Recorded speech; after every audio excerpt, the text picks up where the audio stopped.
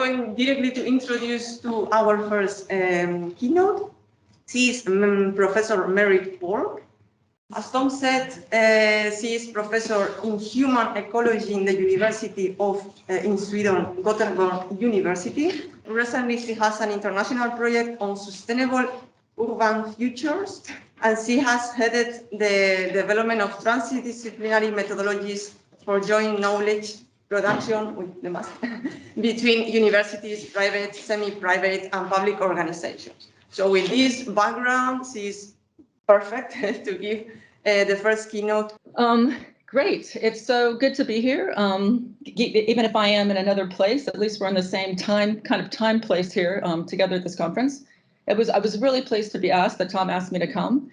And as Patricia said, I have a background in most recently in looking at different types of transdisciplinary projects. And so I'd like to talk today, I'd like to talk a little bit from my experiences with transdisciplinary research, transdisciplinary co-production at a center called Mr. Urban Futures. The experiences from these 10 years is kind of what I've used to base this lecture on. And one of the things I thought that's really important is to kind of go back to the roots. Why transdisciplinary research? Then what is it? I mean, I can tell you that it's used in many different ways. Isn't that always the case? And then I'd like to put in the main part of the portion of the talk, talking about the critical issues around transdisciplinary co-production and some of the things that we came up with and we experienced at the center. Okay, so the first point is why transdisciplinary research? Why is this important right now? And I guess I don't need to say this to you all. I know that you have, more experiences of this than probably I do. We are all facing, extreme socio-environmental problems today that are not only complex, they have additional characteristics that make them especially impervious to resolution and to management. And these pictures are some examples of, I think, some of the most interesting current problems we have today around climate change and migration. And the feeling that we are facing socio-environmental problems that we can't solve, or that we don't have any tools to solve, of course, isn't a new idea or a new thing that we are facing as in the work that we do. In 1973, two American planners, Riddle and Weber, wrote a seminal paper, which became a seminal paper. Little did they know that they were going to, start this whole discussion around wicked problems. And wicked is a really fun term in English. I don't know if you have any, comparable term in French. In Swedish, it doesn't work at all. So it's really hard to translate. But they were facing, in the work that they were doing in the late 60s and early 70s, in the inner cities, I think it was around Philadelphia, I think, in the Northwest in the United States, they were facing different problems that their planning tools, the traditional planning tools that they used, just didn't work. These problems were also getting worse. And so they started listing up the different descriptors of these problems. And this is one of the lists that they came up with in this paper from 1973. How can we, as researchers, contribute to these types of problems? And one approach, and I know you're not surprised, one approach is, of course, this idea of transdisciplinary research. And it's been developing for a while, but it has definitely exploded since 2010 or 2012. It's used everywhere. We have disciplines in different boxes. And then we have different ways of integrating disciplines. And the three main ways of doing that are multidisciplinary, interdisciplinary, and then transdisciplinary.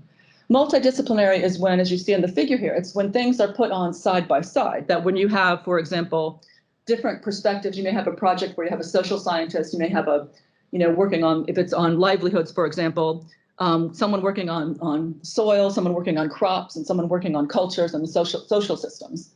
But they work side by side. They don't actually work together in trying to explain a problem or to work on a research project. And that's often referred to as multidisciplinary.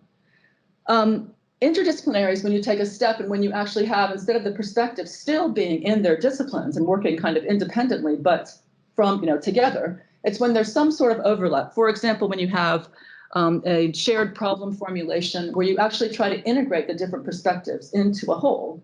And interdisciplinarity is used in many different ways. For example, you can have an interdisciplinary discipline, which human ecology is, for example, or gender studies. There's many examples of different types of interdisciplinary disciplines. And finally, the topic that we're focusing on today is this idea of transdisciplinarity. Now, transdisciplinarity is used in two main ways. On the one hand, there's an academic definition which was developed, I don't know if it came from the 70s, but it was actually quite talked about in the 70s, is where transdisciplinarity is seen as going from multi to a little bit of overlap with inter to a more full integration of disciplines. In this academic definition, it's seen as the highest integration of disciplines. And that's not exactly what we're talking about today. There's another definition that falls under the heading, for want of a better word, the stakeholder definition. And this is where the trans in transdisciplinarity means that you're going beyond the borders of the university to bring in other types of knowledge and expertise from outside of the research sphere. And this overall definition then is that transdisciplinarity then includes both this idea of interdisciplinarity, combining different disciplines, as well as bringing in other types of knowledge and expertise from the practice sphere. Okay, so this is a schematic diagram taken from an article, a very well cited article by Lang et al. From 2012. This idea of, what is this then, this transdisciplinary place? What happens when we try to integrate different types of knowledge? And one way I'd like to look at this is, and I think this red panel in the middle, on the right side, there is the light green panel. These colors are hard.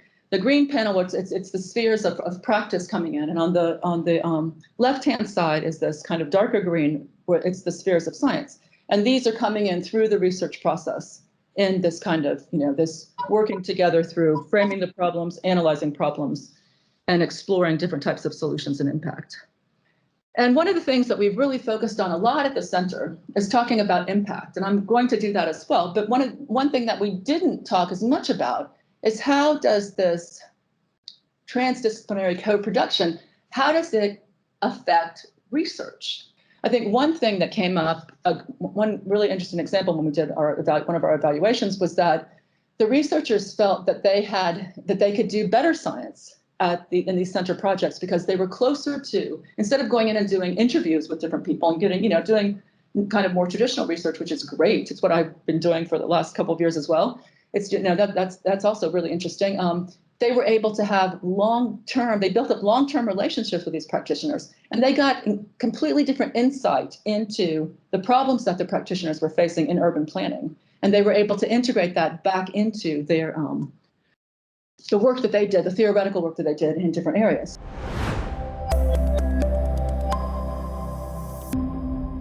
So I would like to build on her presentation to answer the question how to enable interdisciplinary and transdisciplinary research in practice, how to bring this to practice. And as you see, the title of my short presentation is Towards an Ecosystem of Practices.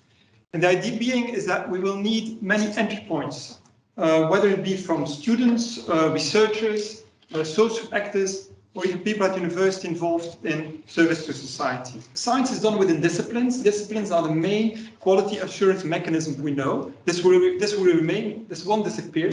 So we have to build a layer on top of these disciplines. We will remain in our disciplines, but we need something on top.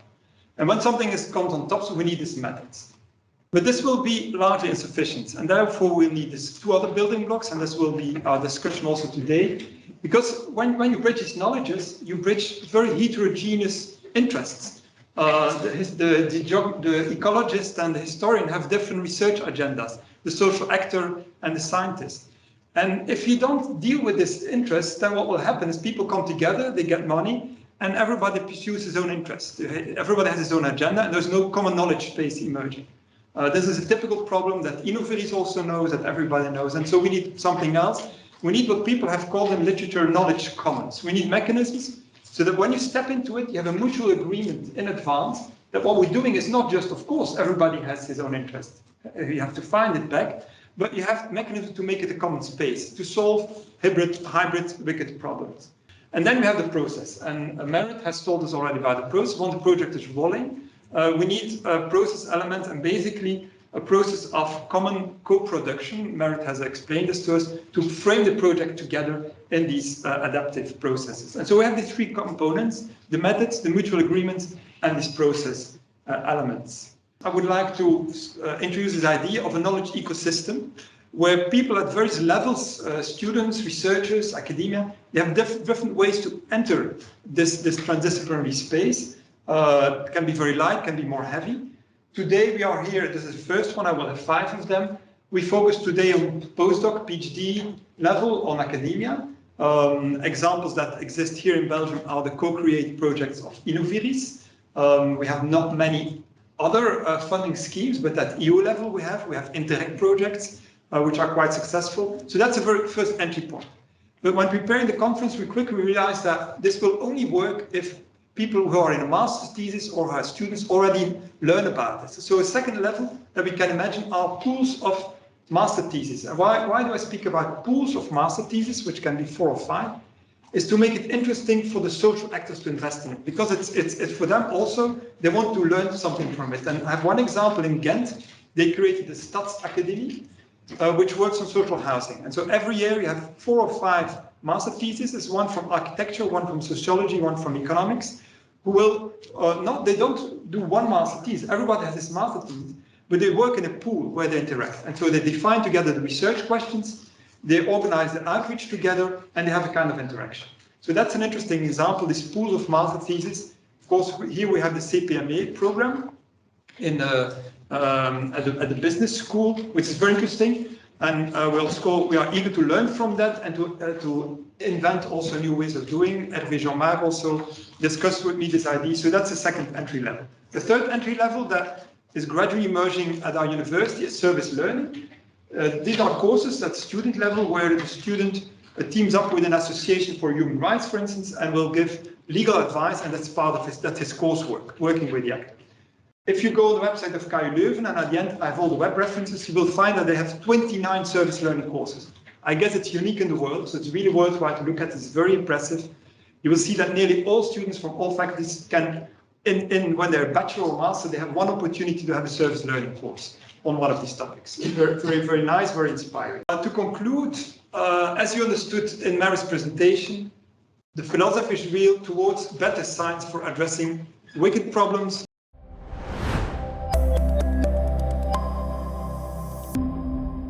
I'm going to present our animator, Martin Ophoven. He's going to try to build a positive vision of the world. And I am very happy to be here because I really need a positive vision of the world. I'm storyteller, so I'm used to be on stage. And I also design and host some collective moments to make it more powerful, to make it more joyful and productive. So all what I've listened to now, and we've prepared it together with Tom, with the slides and some technical words and concepts and everything. Now we're going to try to put this in practice right now, here, with all of you. Means I'm not from the university, as you heard. I'm here to activate all your stories. In this format, I try to activate things like authenticity. So we try to be just yourself. No, it's not an easy job. It takes a lifetime to be yourself. Ownership, that means you have your power. It's yours. You own something. You own a project. You own your life. You bear just not a project, but you have a life, a body. I try to make it fun also, so to help tension moments, to overcome the tension moment. So where does my story begin? It begins in 4 years ago, like in 2018 in October, where the Nobel Prize of Economics was awarded to the William Nordhaus. It was really a world premiere, first time. Was very special event because it was the first time that we had the Nobel Prize in Economics, which was awarded to a climate economist. So you could say, yeah, it was incredible, super nice, but for me it was really a disaster. Because in fact, what did he say in his work? So he was one of the first economists to take climatic disasters or climatic models into his economic theories. And what was his work? He said, what would be the optimal level of climate change mitigation? And his conclusion was that, oh, in fact, when I compute, we don't want to make too much about climate change or too much effort because it's just annoying. But we don't want to have too hard damages of climate change. And so when I use a quite not that complex model, in fact, just put all this in an economic model, and I conclude that the optimal level of global warming between doing efforts and mitigating the impacts is like 4.5 degrees Celsius of global warming is really optimal. That's super, that's what we should aim for. So it was really shocking for me, like, did this guy ever talk with a climate scientist? Or did he ever read the IPCC reports? Or at least did the people in the people in the committee which awarded the Nobel Prize ever talk with the climate scientists? So that's when I really realized, oh gosh, you are really far from interdisciplinary research or transdisciplinary research. Yes, so hello everyone. My name is Veronique. Yeah, I have this name, but I also want to share a story, personal story, because actually I almost quit science because some disciplinary-minded scientists managed to almost convince me that what I was doing was not science. And so I relate very much to what Tom said about creating a community and developing in that community a sense of legitimacy. And then, of course, the challenges of interdisciplinarity and transdisciplinarity are closely related to research culture and career incentives, because actually it takes much more time to end up with a scientific paper when you do that type of research, if only because the whole process takes a lot of time. I'm Thibaut Pierson, PhD student with David Boll in IC team, working on the environmental impacts of IoT and electronics. And my suggestion for that would be just to think that the research for tomorrow, it begins with like the students that we have today in the auditoriums and in UCLouvain.